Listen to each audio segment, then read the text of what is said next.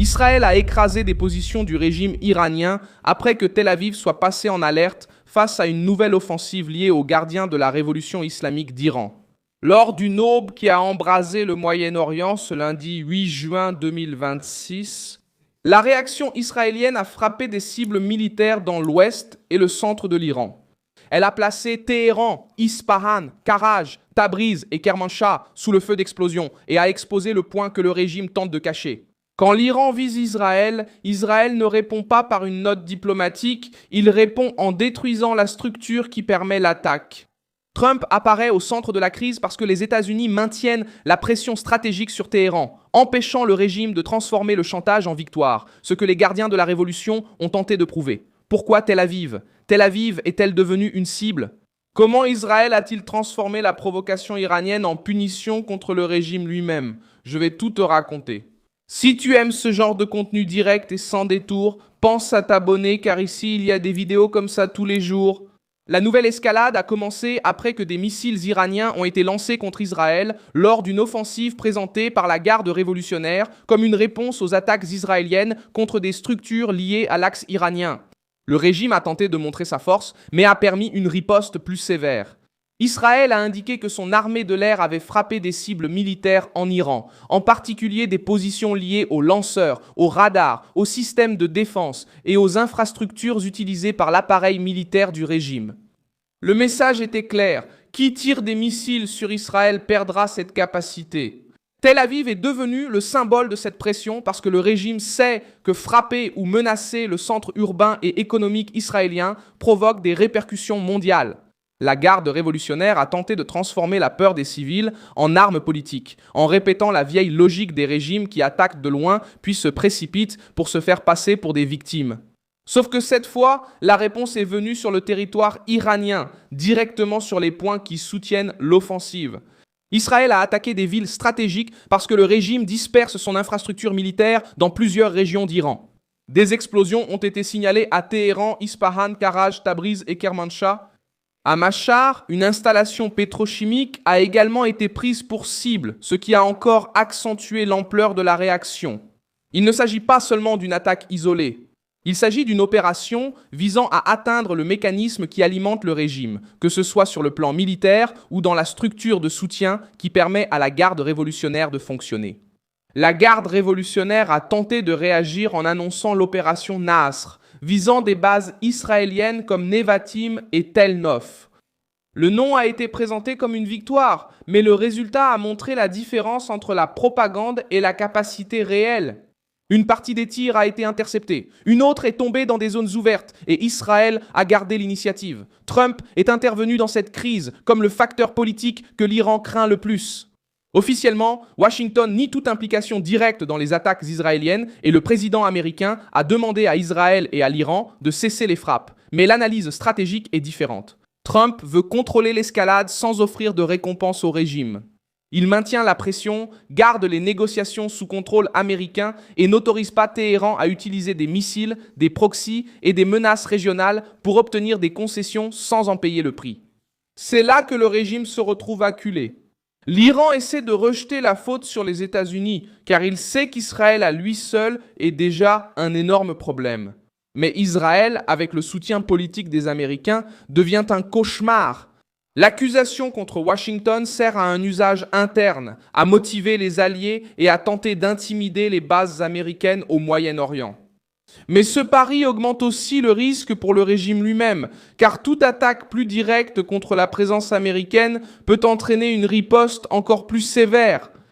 La crise a également touché l'ensemble de la région. L'Arabie Saoudite a fait retentir des sirènes dans la région d'Al-Kharj, où se trouve la base aérienne Prince Sultan, tandis que les autorités locales ont demandé à la population de se mettre à l'abri jusqu'à la fin du danger. La Jordanie est également apparue sur la carte des interceptions et des débris, car les missiles lancés depuis l'Iran traversent des routes sensibles avant de tenter d'atteindre Israël. Cela montre que la garde révolutionnaire ne menace pas seulement Israël. Elle fait peser un risque sur toute la région. Les Houthis du Yémen ont eux aussi accentué la pression, lançant des missiles contre Israël et menaçant la navigation liée à Israël en mer Rouge. Ce mouvement n'est pas une surprise. L'Iran utilise des groupes alliés pour multiplier les points de tension et essayer de paraître plus grand qu'il ne l'est réellement. Lorsque l'attaque directe échoue ou coûte cher, le régime active des relais extérieurs pour continuer à faire du bruit. Israël le sait et traite le problème comme un réseau, pas comme un épisode isolé. Le Hezbollah apparaît également en toile de fond de cette escalade. Israël attaquait déjà les structures du groupe au Liban, tandis que Téhéran tentait de transformer la pression sur ses alliés en justification pour des tirs contre Israël. La logique iranienne est claire, lorsqu'un membre de l'axe est touché, un autre essaie de répondre, mais ce mécanisme devient coûteux. Chaque salve expose des dépôts, des lanceurs, des radars, des centres de commandement et des itinéraires que le régime tentait auparavant de garder cachés. Le facteur le plus dangereux pour Téhéran est qu'Israël n'a pas besoin d'occuper l'Iran pour affaiblir le régime. Il suffit de frapper des points stratégiques, de détruire la capacité militaire et de laisser la garde révolutionnaire gaspiller des missiles coûteux dans des ripostes peu efficaces. Une guerre terrestre serait une toute autre réalité, mais la guerre aérienne et le renseignement favorisent peut-être la capacité à trouver la bonne cible. Israël mise là-dessus, moins de discours, plus de précision.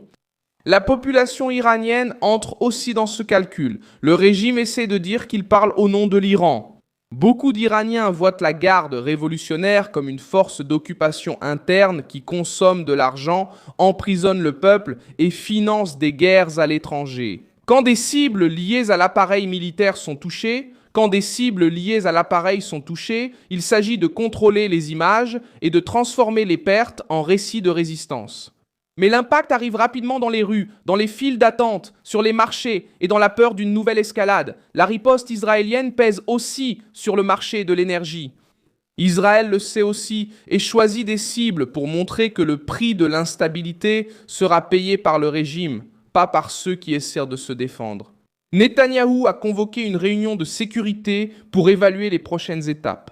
Entre-temps, les forces de défense israéliennes ont annoncé se préparer à plusieurs jours de combats supplémentaires. Cela signifie que la réponse ne s'est pas terminée par une série d'explosions. Israël doit maintenir une surveillance sur les lanceurs, les drones, les centres de commandement et les groupes alliés de l'Iran. Si la garde révolutionnaire insiste pour tirer sur Israël, de nouvelles cibles pourraient être ajoutées à la liste. Trump tente de garder la crise sous contrôle américain sans relâcher la pression sur Téhéran. C'est la différence entre une diplomatie faible et une négociation en position de force.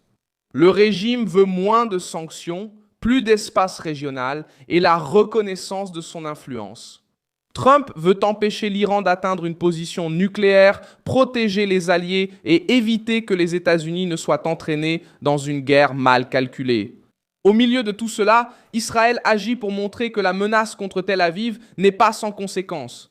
La crise reste ouverte, avec Israël en alerte, l'Iran sous pression et Trump détenant la clé politique d'une escalade qui pourrait changer le cours du Moyen-Orient dans les prochaines heures.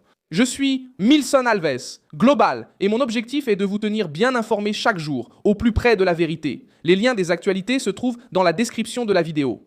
Like la vidéo, abonne-toi et consulte les commentaires pour t'impliquer davantage avec la communauté de Milson Alves.